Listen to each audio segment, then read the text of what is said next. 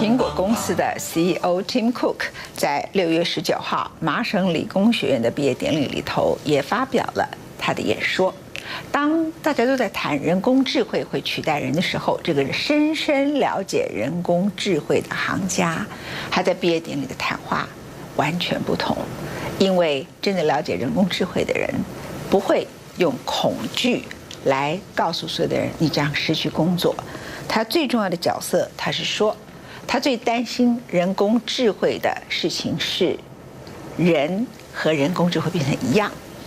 什么意思呢？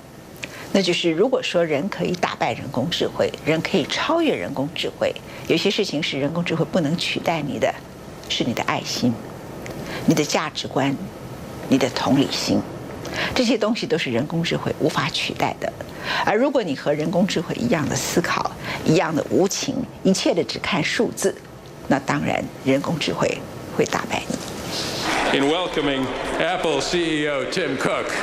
个性低调、向来谨言慎行的苹果公司执行长库克，6月9号应邀到美国麻省理工学院，对2800多名毕业生发表演说。MIT and Apple share so much.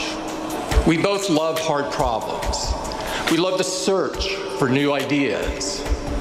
And we especially love finding those ideas, the really big ones, the ones that can change the world. I know MIT has a proud tradition of pranks, or as you would call them, hacks.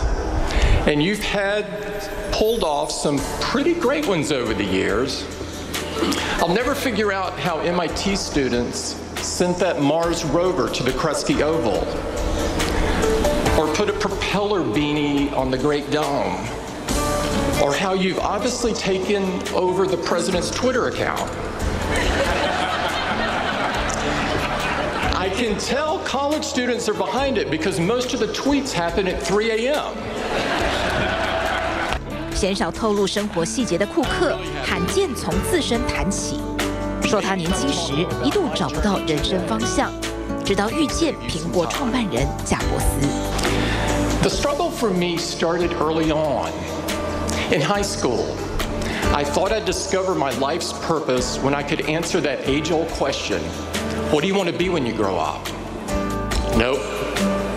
In college, I thought I would discover it when I could answer, what's your major? Not quite. I thought that maybe I'd discover it when I found a good job. Then I thought I just needed to get a few promotions. That didn't work either. I went to grad school at Duke looking for the answer. I tried meditation. I sought guidance in religion. I read great philosophers and authors. And in a moment of youthful indiscretion, I might even have experimented with a Windows PC. And obviously that didn't work. After countless twists and turns, at last, 20 years ago, my search brought me to Apple. At the time the company was struggling to survive, Steve Jobs had just returned to Apple and had launched the Think Different campaign. He wanted to empower the crazy ones, the misfits, the rebels, the troublemakers, the round pegs and the square holes to do their best work. If we could just do that, Steve knew we could really change the world. Before that moment, I had never met a leader with such passion or encountered a company with such a clear and compelling purpose to serve humanity. It was just that simple. Serve humanity. 对他来说，人性是一个全新的命题，因为当时的他跟在场所有人一样，正全心投入科技，解决世界上一个个艰巨挑战，从癌症、气候变化到教育不平等。是贾伯斯和苹果让他体会到，科技可以实现这一目标，但并不是解决所有问题的办法，有时甚至可能演变成问题的一部分。Last year, I had the chance to meet with Pope Francis. It was the most incredible meeting of my life. This is a man who has spent more time comforting the afflicted in slums than he has with heads of state. This may surprise you, but he knew an unbelievable amount about technology. It was obvious to me that he had thought deeply about it, its opportunities, its risks, its morality. What he said to me at that meeting, what he preached really, was on a topic we care a lot about at Apple. But he expressed a shared concern in a powerful new way. Never has humanity had such power over itself, yet nothing ensures that it will be used wisely, he has said. I'm not worried about artificial intelligence giving computers the ability to think like humans. I'm more concerned about people thinking like computers, without values or compassion, without concern for consequences. That is what we need you to help us guard against. Because if science is a search in the darkness, then the humanities are a candle that shows us where we've been and the danger that lies ahead. As Steve once said, technology alone is not enough. It is technology married with the liberal arts, married with the humanities that make our hearts sing. When you keep people at the center of what you do, it can have an enormous impact. It means an iPhone that allows a blind person to run a marathon. It means an Apple Watch that catches a heart condition before it becomes a heart attack. It means an iPad that helps a child with autism connect with his or her world.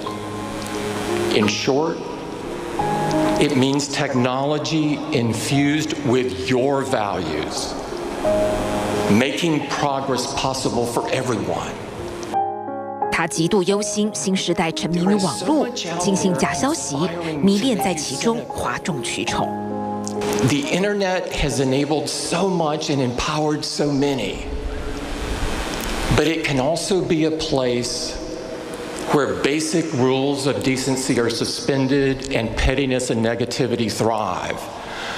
Don't let that noise knock you off course.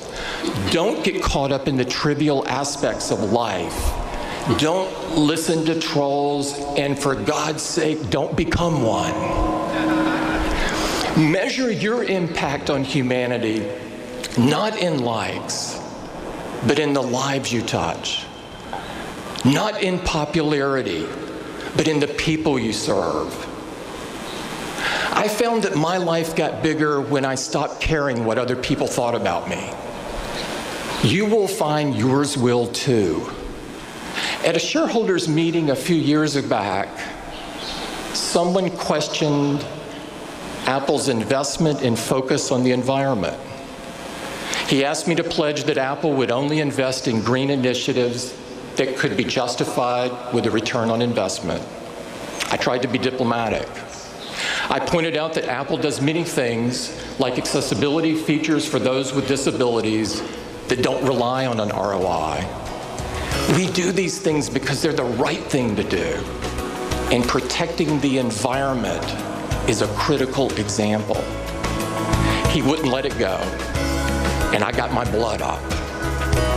So I told him, if you can't accept our position, you shouldn't own Apple stock. As Dr. Martin Luther King said, all life is interrelated. We are all bound together into a single garment of destiny. If you keep that idea at the forefront of all that you do, if you choose to live your lives at that intersection between technology and the people it serves, if you strive to create the best, give the best, do the best for everyone, not just for some, then today, all of humanity has good cause for hope. Thank you. 短短15分钟，库克点出了未来科技的挑战，也直言唯有确保人性中的热情和价值，才能让人有别于机器。